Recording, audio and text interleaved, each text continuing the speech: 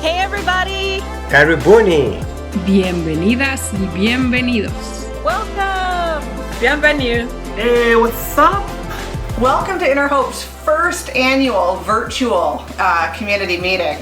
We're so glad you've joined us. My name is Jenny Shantz and I'm the Executive Director here of Inner Hope Youth Ministries. I'd like to send a special shout out to those of you who are joining from far away and have never been able to come in person to one of our annual meetings before. Thanks for tuning in, and really it's because of people like you who've helped to keep Inner Hope going strong over the years. So tonight we're going to be viewing the presentation our staff have compiled together for the next hour. At the end, we'll have a short break, and then we'd love for you to join our Zoom call at 8:10 to be able to pray for Inner Hope for this year and the current needs that we're facing.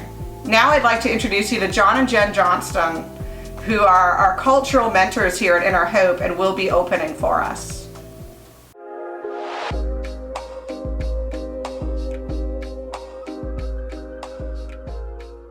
Asiemi Tanisia, Itzapu Alio, Antha Chan, Tlitzen Ak, Likamel. I Antha Chen, Telinsanak, Quankin, Helik Tanashwallowin, Quansnits Watsnala, Tanawale, Aidsepka. Hello, friends. My name is John, and I am from Likamel. And I'm Jen, and I'm from the Kwantlen area. We're so happy and blessed to be with you here today. We would like to try and help there be an understanding why we acknowledge the people and the land we are on. I feel it is safe to say that after 450 years of relationship, not much has been good. One of the small steps of conciliation is to acknowledge the land and the people's territory we are on. The journey to righteousness will be difficult and great. It needs to have a starting point, and this is a starting point. So with that said, we'd like to acknowledge that we're all honored and blessed to live, serve, and play on the land of the Homusqueam, Squamish, and Tsleil-Waututh peoples. My beautiful wife Jen and I have been asked to be cultural mentors to Inner Hope Youth Ministries. I would like to share that I am part of the 60 Scoop. I was stolen from the hospital, fostered for 2 years, and then adopted into a white family and a white community. 53 years old now, and about 13 years ago, I was able to find my blood family. In finding my blood family, I've been able to dig into my culture and who I am. It's been a tremendous journey of finding out what it is like to be First Nations and to be able to be Christian. I love what I have learned, and I love to be able to share what I have learned with those that are around me. I would like to pray with you. Creator, we thank you for your love, your mercy, and your grace that you hand out each and every day. We are so thankful to be on this journey. We are so thankful that you give us the strength that we need to pour out blessing on those that are around us. Some days are hard, some days are full of joy, some days need the mercy and the grace that only a great God can hand out. So we thank you for this journey. We thank you for the people that are on this journey, for those that serve in so many different ways, and all the directions that are needed to serve in this great, wonderful community of Inner Hope Youth Ministries. We just ask for your blessing upon this evening and the years to come, that we would grow and that we would continue to be the love, the mercy, and the grace that your hands want to share. In Jesus' name. We hope to meet you in real life sometime soon and share more of this journey. Nemawish.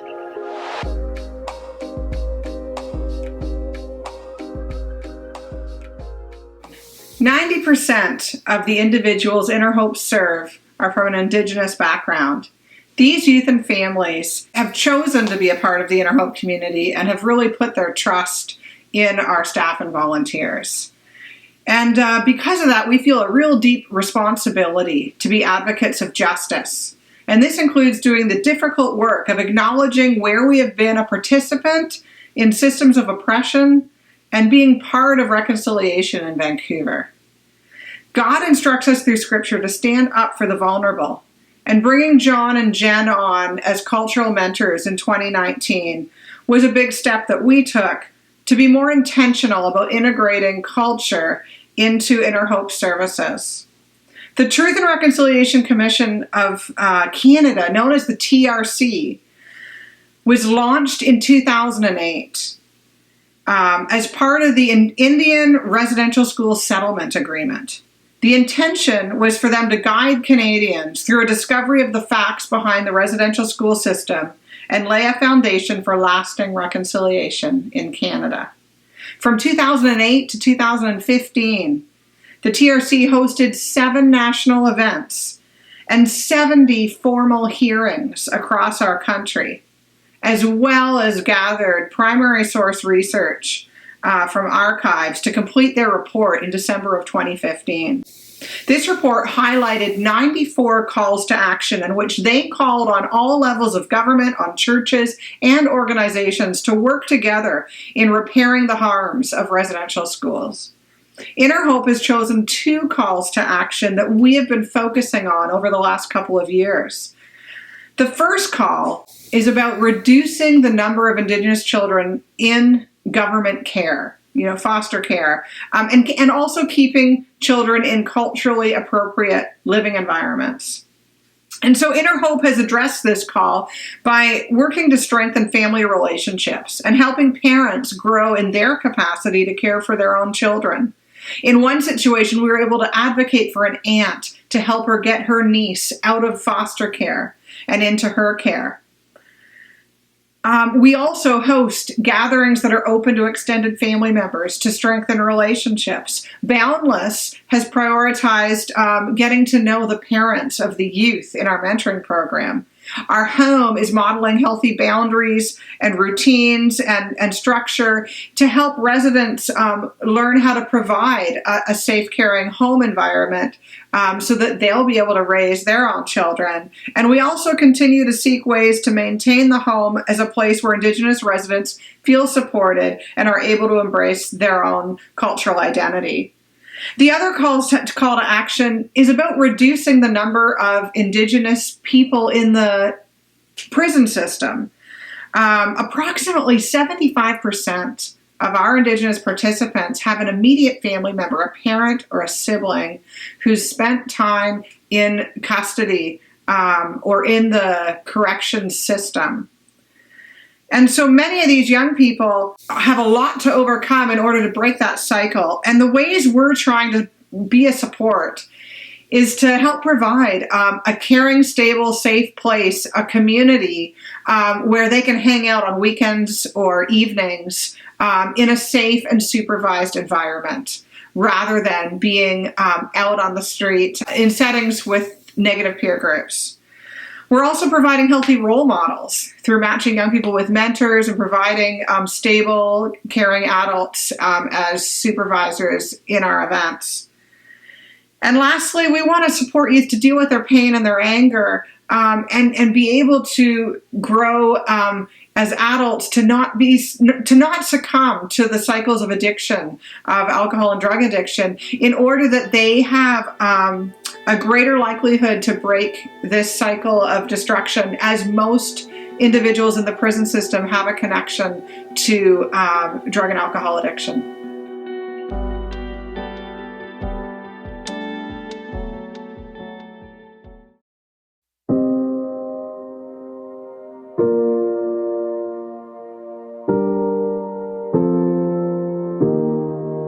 When I was in boarding school when I was young, there was a lot of racism there through the matrons that we had. They were white, and they used our culture against us. We had to kneel in the hallway for hours and hours, and if we moved, we would get hit with a big paddle. We moved to this small town in Alberta, and we experienced a lot of racism there because this was the first time this community ever had natives come into their community, so they would call us all kinds of names, squaws, tonto. So throughout school we went through this, even through the teachers. They would belittle us and separate us from the other kids. As I got older, moved to Vancouver, I experienced more racism here. They were policemen, and they took me and my brother along, and they said, well, you're native, you'll do. So they handcuffed us, put us in the back of the paddy wagon, and beat us up. So I grew up with that sense of I couldn't trust white people. Inner Hope has helped me on the path to reconciliation through just a constant reminder that they're not a threat to our family and the community that we grew up in. Just constantly being there and being helpful and opening us up to different activities that they do and inviting us into their home, into their community, and enjoying those moments. It was just more of like being part of a family. I see community through relationships, and the relationship that we have with Inner Hope has built on that and kind of opened up a new door to where we can walk alongside them and they can walk alongside us. That's the way our relationship is now, is that we are a community.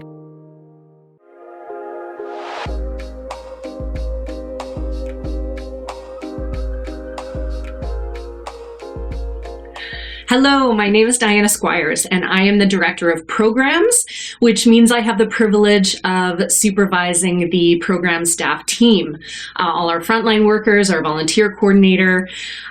So I wanted to share with you first our program of individualized support and the impact that had in 2019. It's important to share this first because it touches the greatest number of people, and it's really the foundation of what we do at Inner Hope. One of our core values is committed relationships, and looking back at our history, we've supported many generations of families, which is huge for turning the tide and creating a new future.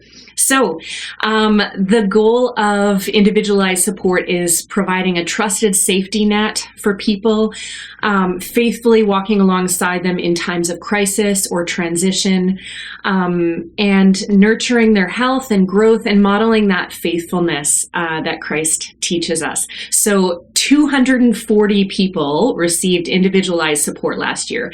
And when Inner Hope is your community, your safety net, when for some people it's a second family, support can look like all sorts of things. Some people use our house as their permanent address. We have stored belongings for young adults who are in a housing transition.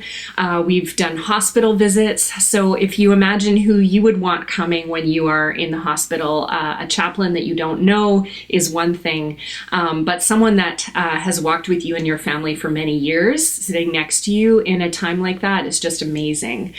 Meals during hard times, navigating complicated government forms, lots of different things in our support program. And one of the really powerful things that Inner Hope has done that I've seen happen for several years is walking with families who have been separated through foster care.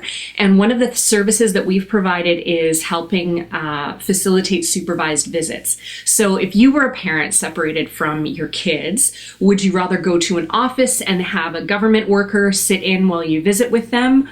Or would you want to go to a house that you and your family have been visiting for years and celebrating Christmas at and birthdays, and have the person who's sitting in be a friend who's walked with you for years? So last year we had a number of families who we've walked with in that way, moved to new stages, and we've had them participate in other programs, going to family camp, getting permission to do that, and we had an all ages summer event where we had multiple generations of the same family being able to gather.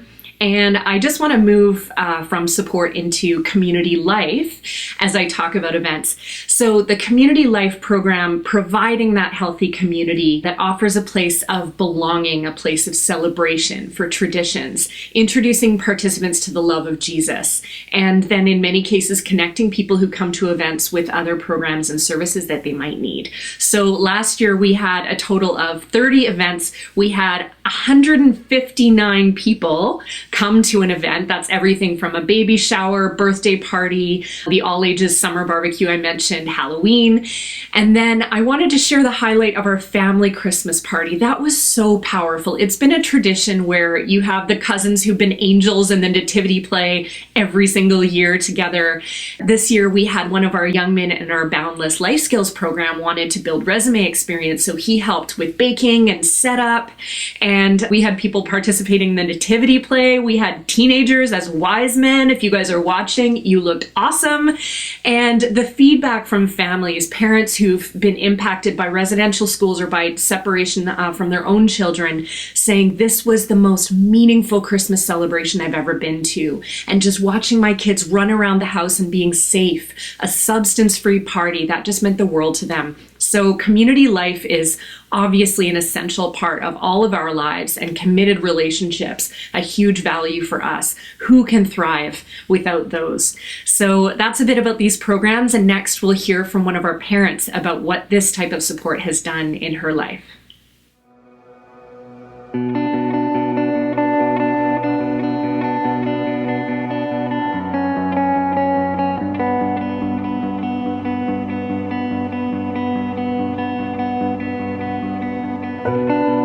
What community means to me is just somebody that you really know they're going to be there. Like when I had to get my niece out of foster care, they were the first people who I asked for help. 3 years ago, the foster care system really affected our family, and it was really hard on myself watching my nephews and nieces going into foster care.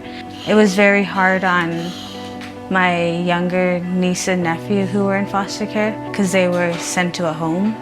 Yeah, Inner Hope helped me out a lot with trying to figure out how to take a kid out of foster care and trying to find a lawyer, trying to figure out what all these documents meant to get a kid under your own care, and all these papers and all these hours in a courtroom and just so much waiting and waiting. It was just such a crazy day. It was such a crazy week, a whole month actually. It kind of felt hopeless. I felt like nothing was gonna go good. It just felt like she was gonna go, and it was the saddest thing ever. Yeah, they stuck by me the whole time till I granted guardianship. Well, since I gained guardianship, it really took a weight off my shoulders, just worrying about her. What is she doing? Or what is she eating? Or did she shower? All those things a parent worries about. Now she's here, and now I can just tell her and she does it, and it's okay. I know she's okay, you know what I mean? I enjoy making her lunch every day. I enjoy sending her off to school every day. I enjoy seeing her coming to my house every day after school. Thanks for letting me be a part of the community and accepting all of us, my whole family actually.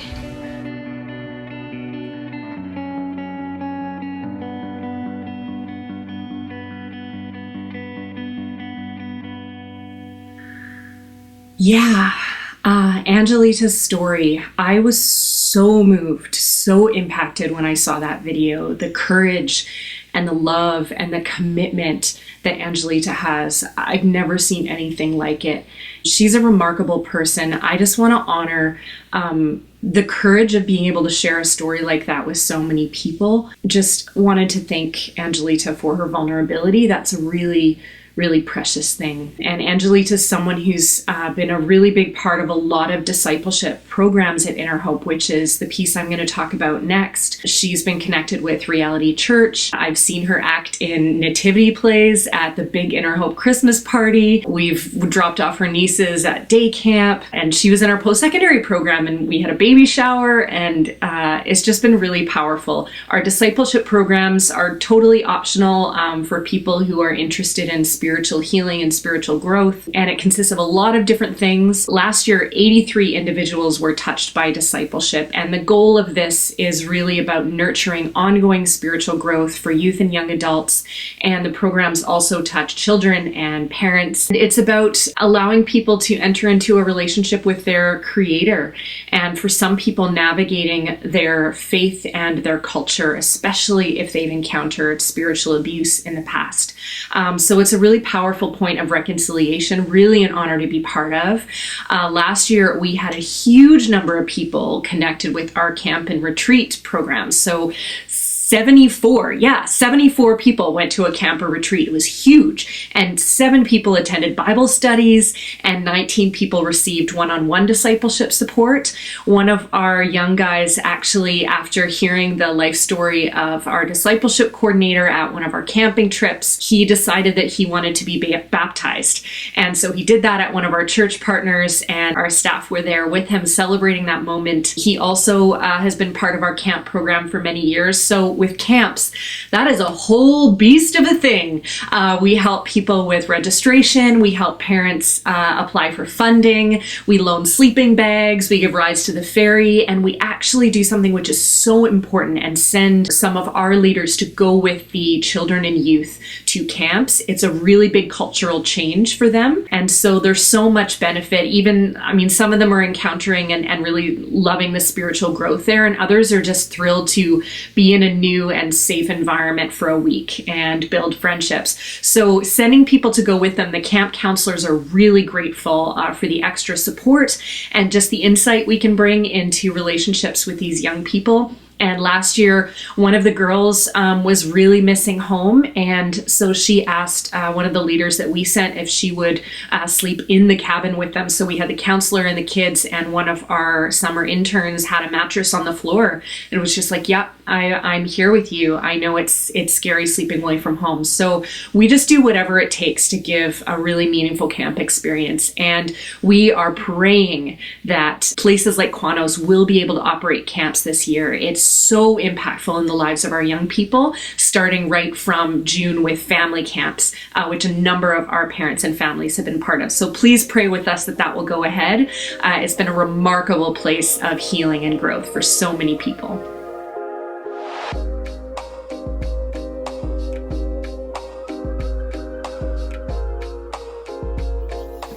Hi, I'm Mark Yang. I'm the Balance Coordinator at Inner Hope. I just want to kind of go over what the big goal is. We are trying to equip and empower these youth to live healthy lives by nurturing life skills. Yeah, I know that doesn't sound that exciting, but when it comes down to it, life skills are important. Maybe you need to know how to cook. I still rely on my wife to cook for me. I got the cleaning down. Cooking needs some work. One of the goals for me, just leading this program, is that I want to equip these youth here to be future mentors so that they know the hardship and the struggle of living in the inner city of Vancouver, and just that they can build into the next generation.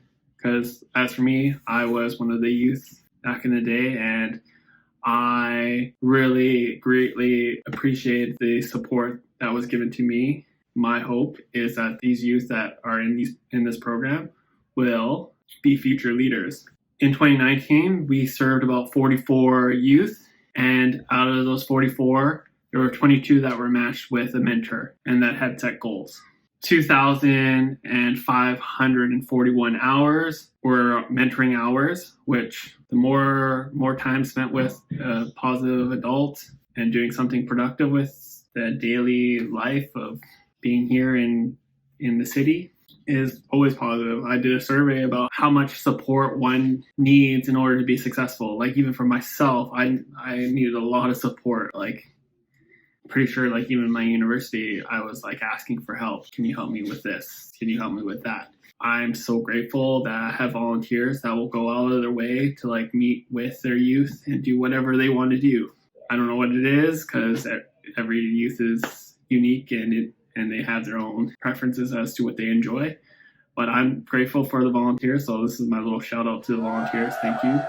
You guys rock. Each month, I lead a workshop that focuses on a life skill. So there's like cooking, there's manners. Manners was a while ago, but that one was kind of interesting. Shopping, anger management. There's about 20. There's a lot. So I get the privilege of like planning and getting other people involved that will have some kind of like investment and interest into it. One of the highlights for me of 2019 is that I got to see a number of the youth at Inner Hope take some great strides into leadership. I strongly think if they are willing to be leaders in their community and to lead a workshop like making homemade pasta and just leading that's great. Or going to Quanos to do a step out program. It's like a little mini leadership program. And not even like now in 2020, like people are still applying to do CIT in the summer, which fingers crossed it actually happens because you never know. Yeah, so one of the things that I am excited for going into 2020 and just reviewing 2019 is like how there are so many rad youth in this program that are making strides to better themselves by like getting their first ID, to getting their first job, leading in a workshop. I think that was huge. Like, yes. Or just like being open and sharing in front of their youth. I think that's huge. Yes. I'm going to show a little plug in there for you. So if you are interested in volunteering and you want to get involved, there's a number of things like mentoring. That's a good one. If you are interested, just email our volunteer coordinator at volunteer@innerhope.ca. I would love to get to know you and plug you in. I'll see you later.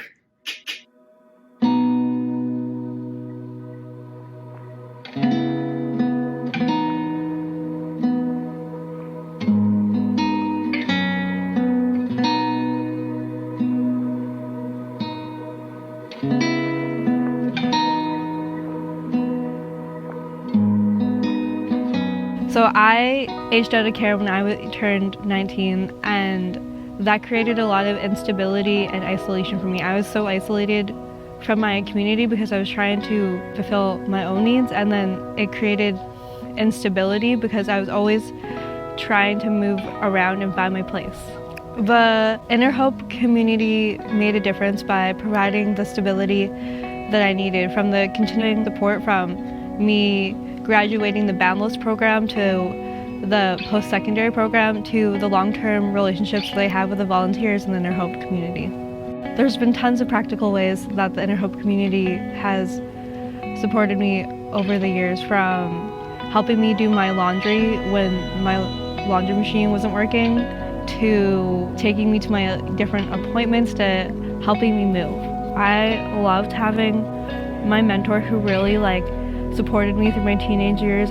Community means that there's always people around you, people to support you, people to have fun with, to challenge you, and be around.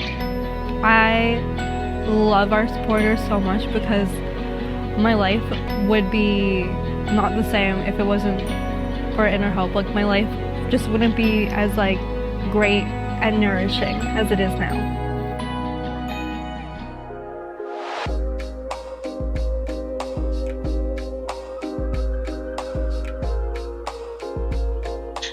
Hey, wasn't that video of Ashley just so inspiring? Man, she's so encouraging, and yeah, it's just such a privilege to work with her. I am Sam, and I am the post-secondary program coordinator, and so I get to work with young adults. And the goal of the post-secondary program is to help with the transition just from teens into adulthood. And we do that through engaging in different post-secondary and stable employment. Looking back at 2019 has been such an incredible year. Just thinking of all the different young adults that have been supported, and all the memories we've had. 20 young adults were supported in total, and 16 of them have been, working towards developing and, cruising through their goals of these plans, whether it's an education plan or an employment plan. Yeah, it's been a really rewarding year. Apart from just the goals and their accomplishments, some of my favorite memories have been some of the socials we've done. We did 11 socials, and whether it was zip lining at Quanos with You Know Who You Are, or making pasta at our camping trip with You Know Who You Are. Yeah, it's been really fun. We also did some life skill workshops. One of them was on budgeting, which is so hard and uncomfortable, but I've just seen so many budgets go from thinking about money and managing money being this really stressful, hard thing, and just seeing so much growth and productivity in that has been so encouraging. And I mean, another really fun thing was even just the Ride for Refuge, just seeing all the young adults honestly come together and fundraise a really cool amount of money for Inner Hope, and just giving back to the community that they love was pretty cool. So yeah, there's just been so many exciting things this year. I mean, even from looking at that video of Ashley, since you've already been introduced to her, I thought it'd be cool to share a little bit about just her journey this year. And she did give me permission. So I was like, okay, I'd love to share about it. She's had a pretty hard year. She lost a really close family member to her in August. And that was hugely significant on a lot of levels. Obviously, emotional grief. It's just like heartbreaking and devastating to like lose somebody that you love. Not only that, but like practically, like that was where she lived, and without living with her, then she didn't know where to live. On top of just the emotional grief you're going through, extremely scary. And I just remember in that season, you know, just us being like, what are we going to do? And, you know, and just praying together, like, you know, God, please provide a house. And man, like, it's such a vulnerable feeling. Like, it was just a really intense time and a scary time, you know, and then God provided a house. I mean, Ashley did an incredible amount of work in finding this place. She was like visiting places. She was a busy lady, but she found a place. And, you know, just this past month, her and I were chatting, and I kind of like was like, man, like think of where you've come from, like in the past year and where you are now. Like, this is incredible. And I was like, what do you think was like the game-changing moment? And she said, when God provided housing for me. And I just think like what a faith-filled answer that was. And like when she said that, like it just built my faith like crazy. And so, yeah, I mean, that's just one story, but it's just so encouraging. And to get to be a part of what I'm doing at Inner Hope is like just, you know, such a gift. And I'm just so grateful to be a part of what God's doing here.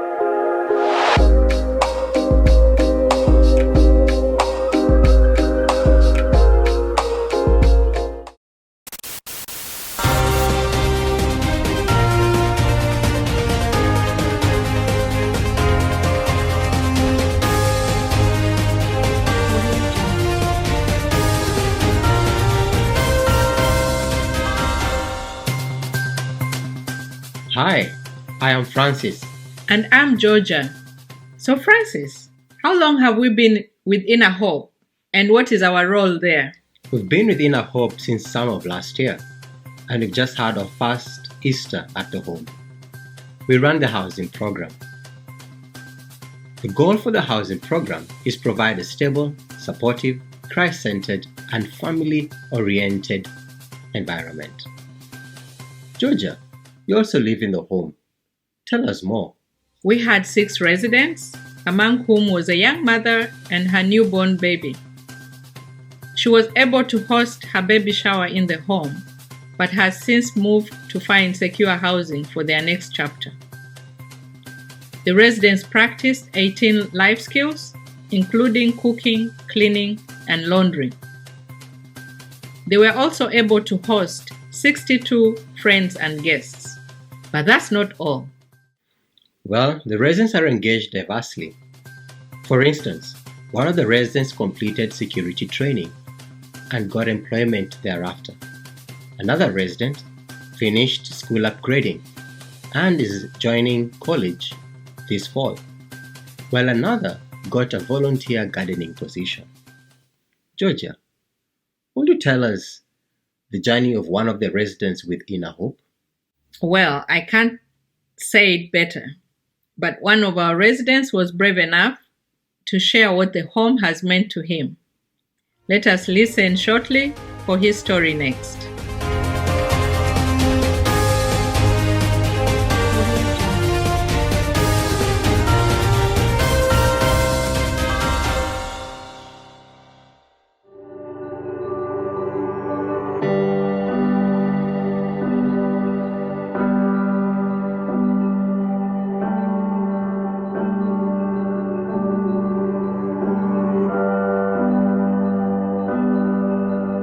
Hi, I'm James Barron. I'm 22 years of age, and I've been a part of Inner Hope for 7 months now.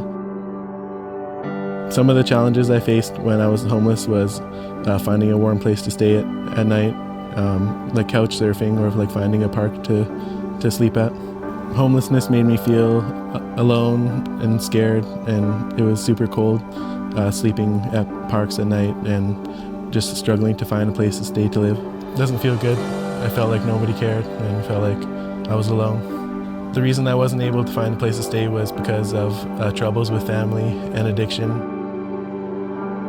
Inner Hope gave me a home and a family and friends and a place to live.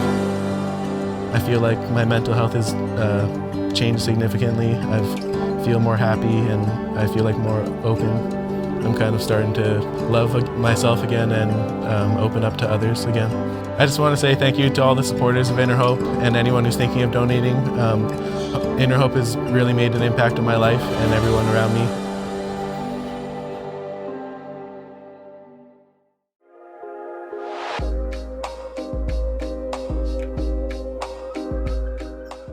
Hello, my name is Priscilla and I'm the HR and Volunteer Coordinator at Inner Hope. I haven't been working in Inner Hope for very long, but even before being part of the team, I've always been inspired and amazed by how relationships can change and can shape lives. Love has an amazing transforming power. And well, this is what Inner Hope stands for as an organization. This year we had 129 volunteers in total. 7 of them are part of our board. 10 people served in community advisory committee. Basically, this means they gave us advice on how to run our programs, and this advice came from youth, young adults, and adults. 56 helped us in support and community life. For example, we've had somebody help us host a family memorial that took place in our community space. Many volunteers helped us cook for the different activities that happened throughout the year. We've even had somebody volunteer to take pictures of our grad party, so that was pretty cool.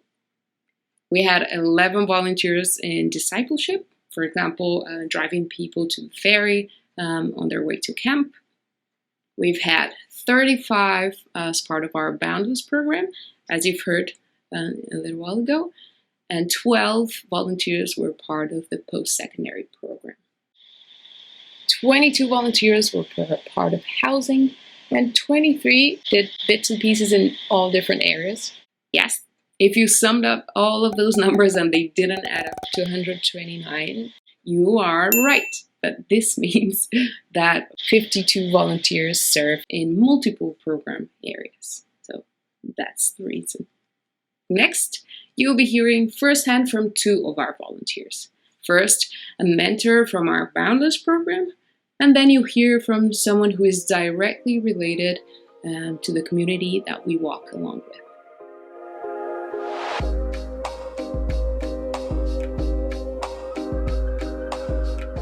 Hello, my name is Walter, and I'm a Boundless mentor. So I guess I'm here at the annual community meeting to share a bit of my story and to share a bit about the Boundless Youth Program, which, by the way, is an amazing program. So maybe after I've shared about it, if you have spare time, you'll want to volunteer. You're totally welcome.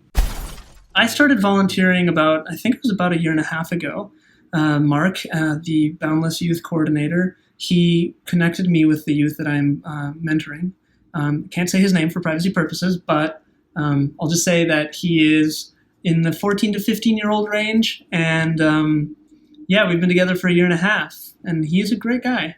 It's been really good. I know not all Boundless Youth mentors are as lucky as I am, because sometimes it's harder to connect with your youth, but I really feel like I've lucked out because my youth is just really swell, easy to get along with, good attitude. He's got a good sense of humor. He shows up to our meetings, and he seems pretty motivated. The way this program works is it's just trying to spend time with youth, trying to be a role model, trying to provide that kind of adult example in their lives, because it's been proven and shown that the more adult role models, loving adult role models that youth have, the better off they're likely to be in terms of their mental and emotional and health, and also their future career goals and all sorts of things. So when I talk about it, and even when I think about being a Boundless Youth mentor, it doesn't seem that glamorous or exciting, because I think it's more so the long-term relationship that affects them, and it's being there constantly.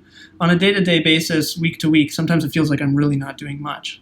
I'm supposed to meet once a week with him. Sometimes I meet once every 2 weeks. I probably shouldn't admit that, but it happens. Yeah, I think it's just being there, being available for him, being on call, and organizing meetups with him. I think it makes a difference to him because it shows him that I care. Throughout this time as a Boundless Youth mentor, I've had various different goals because we separate the year into various sessions. So we have big goals and small goals, and there's a few sessions per year. And so we've had various different goals over our time together. There was a time when he wanted to learn how to cook because he was interested in potentially becoming a chef. So we met at the Inner Hope house once a week, and we just cooked food together. We made pasta with a pasta maker from scratch. We made other dishes that he found on YouTube channels that talked about cooking. And it was really fun. It was a good chance to hang out and do something practical and feel empowered, because who knew that making pasta from scratch can actually be easier than you thought, and it's delicious. Right now, his goals are to get good grades in school, because he's since changed his future career goals, and they're a bit loftier. He wants to do something that requires really high grades. So I'm encouraging him, helping him, occasionally helping with homework. Now that COVID-19 has struck us all and caused us to be forced apart, I have not been able to meet with him as much as I would like. But one thing I have done is I got a video game that he plays so we can hang out together, at least in a video game. And I also I went and delivered a guitar to him. I'm hoping that maybe we can figure out a time to do guitar lessons together. So there's various things that we do together, and it's really cool to see his growth and the ways that he's developed, and also be a little bit of a moral influence as well. Sometimes when he talks about stuff that happens in the schoolyard, I can kind of give a bit of input and sort of provide recommendations and suggestions. And also when his life gets really hard, it's good to be there to pray with him when he's feeling down or when things are getting rough. Anyways, that's the Boundless Youth Program. That's what I've been up to. I hope that kind of gives you a bit of a glimpse, and I hope you're all very inspired.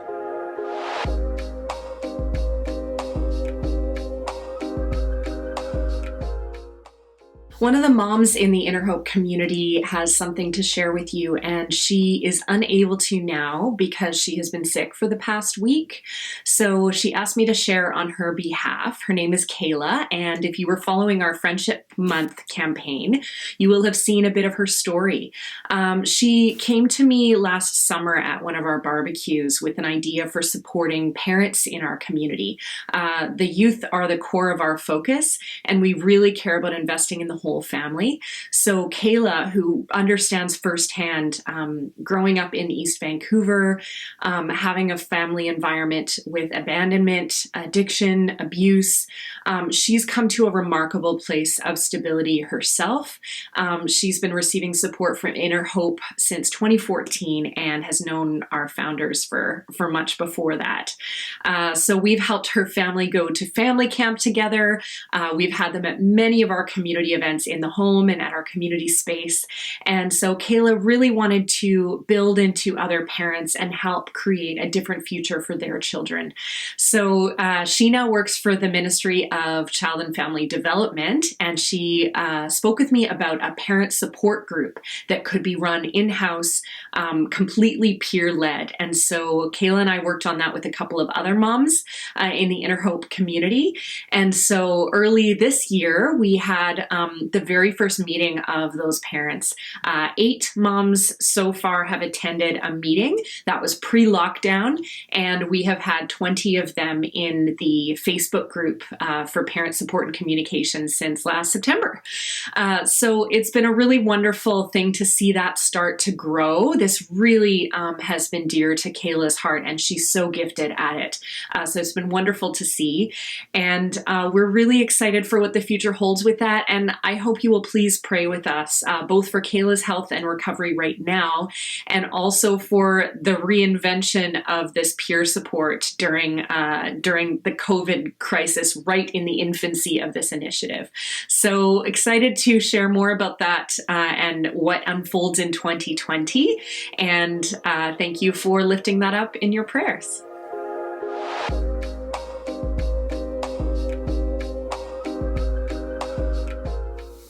Okay, guys, we're on the home stretch. We have 3 more items to wrap us up here.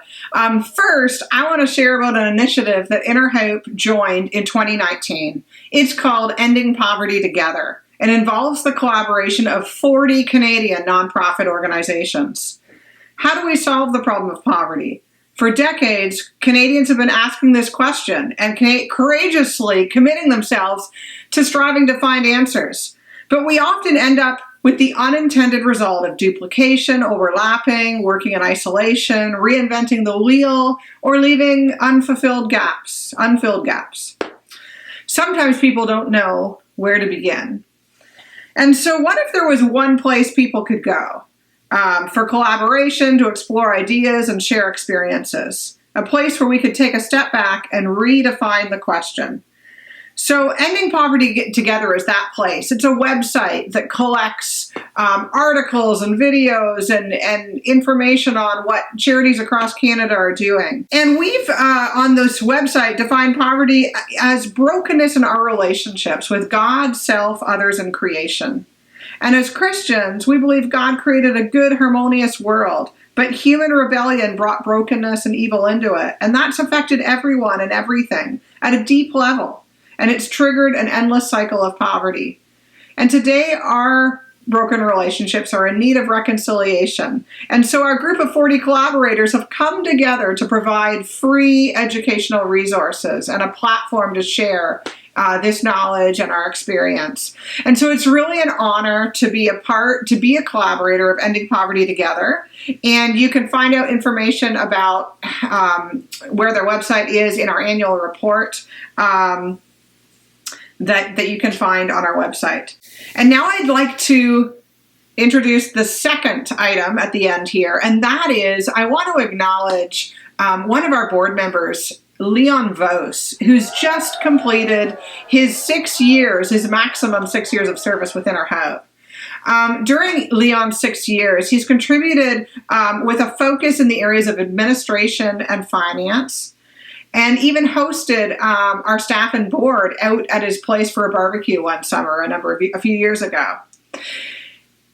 A year and a half ago, when our board chair was done his 6-year term, Leon stepped in and for the last year and a half has been the chair of our board.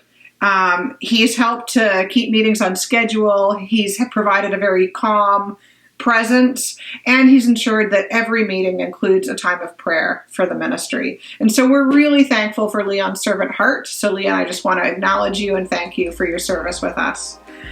Lastly, it's been great to have you join us tonight. And if you'd like to see our full annual report with stats and the financial details, you can find that on our website. But to close us off, I'd like to hand you over to residents of the home.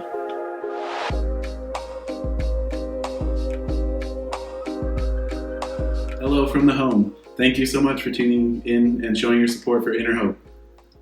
We hope you're enjoying yourself on this quarantine day. So we're praying today at 8:10 p.m. Grab some popcorn, enjoy yourself, and click the Zoom link. We really appreciate you. Thank you.